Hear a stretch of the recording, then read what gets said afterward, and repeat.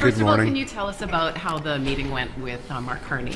Yeah, it went very well. Actually, he's quite a good gentleman, and we just discussed what we're going to be facing with the USMCA deal. And I always tell everyone, get rid of this carbon tax, which he's agreeing to, which is good.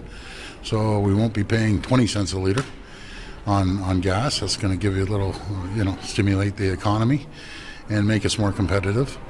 And just said we got to focus on jobs because the foundation of everything is our economy. And it sounds like you guys agreed on the retaliation measures. Yes, we did. So we're going to go down there tomorrow, and I want to make sure everyone understands the expectations is to go down there, build that relationship, talk about the USMCA. We aren't walking away with the USMCA, but for years being in business, it's all about building the relationship, understanding what they require, what our needs are, and move forward. And let's get this moving forward as quickly as we can. It was a whirlwind day yesterday for sure. Hopefully you got a little bit of sleep. 4 hours. At this point, at the end of the day, you were back on American networks. There were some quotes from the inner circle of Trump, more or less declaring this a win yesterday. So what are your thoughts? Is this a win for Trump, or how do you back from that? If they want to call it a win, whatever. It's they're playing politics. But here and there, what happened yesterday very clearly, Secretary Lutnick called me. I didn't call him. Put an olive branch out, and only a foolish person would decline or hang up on someone and say, I'm not listening. We said, well, that's fine. We need a meeting, and we need it right away. He agreed. He said, fly down tonight, fly down tomorrow, the next day. We're bringing Minister LeBlanc with us and the ambassador to have that conversation, to sit down and see what their requirements are, what their needs are. I always say, when you have your largest customer, you listen to your largest customer in business. And we'll sit there and listen and make sure that we bring that information back and sit around the table. It's the federal government that's leading this, not myself. They're going to lead the negotiations. We'll have a very loud voice in that conversation, along with all the other premiers. So you're managing expectations at this point. At what point do you potentially bring it back to more surcharges and the other tools in your toolbox, as you say?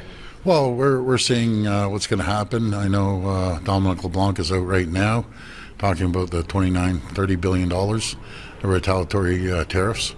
Our message down there tomorrow is let's stop this. It's going to hurt both economies. It's American people that are going to get hurt. Canadians are going to get hurt. Let's sit down and start moving forward on what you want to see in the USMCA and what we want to see in the USMCA. Does the actions in Ottawa today hamper what you're going into tomorrow? I don't think so. A little bit of uncertainty. I'd encourage all parties. Let's bring certainty to the table.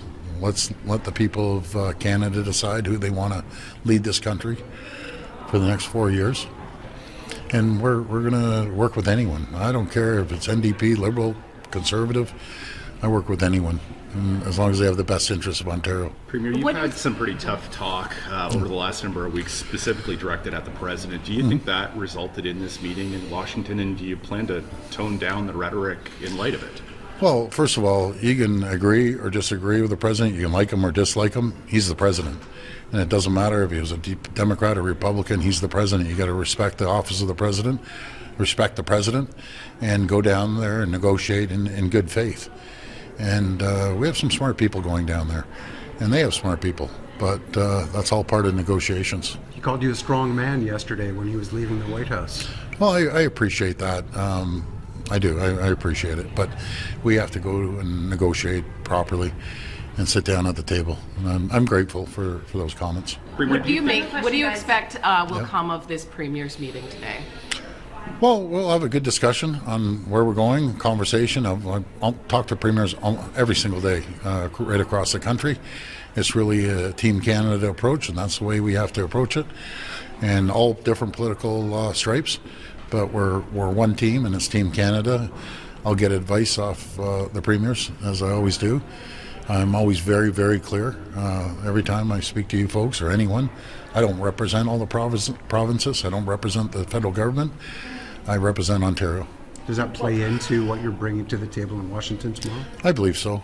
We'd be the third largest trading partner in the world if we're a standalone country, and they recognize that we're the number one trading partner to 17 states, number two to 11 others.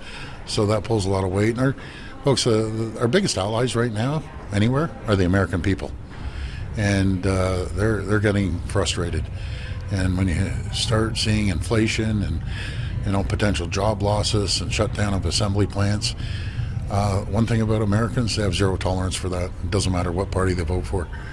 So, And this advertising campaign in the U.S., or? yeah, we're going to put that on hold right now in good faith. So let's just put that on hold and show them good faith.